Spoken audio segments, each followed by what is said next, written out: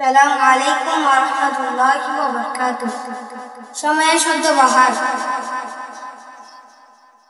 মানুষের শ্রেষ্ঠ সম্পদ হলো জীবন, আর জীবনের শ্রেষ্ঠ সম্পদ হলো সময়। কার কতটুকু সময় রয়েছে তা কারো জানা নেই, তাই প্রতিটি মুহূর্তেই সময়ের সদ্ব্যবহার জরুরি। কথা ভুললে চলবে না যে মানুষ তার কাজের মাঝে বেঁচে থাকে।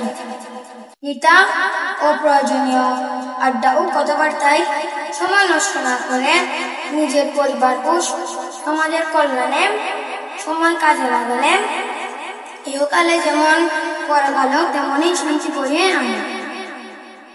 সময়ের সদ্ব্যবহার সচ্ছলতাও বয়ে আনে। এই জন্য বলা হয় টাইম ইজ মানি। সময়ের সদ্ব্যবহার করতে হলে আমাদের আলস্য ও বিলাসিতা অবাস্তব কল্পনা ত্যাগ করতে হবে। সময়ের সদ্ব্যবহার করে অনেকেই ক্ষুদ্র থেকে জগবিখ্যাত হয়েছে, আবার অনেক প্রতিভাবান ব্যক্তিও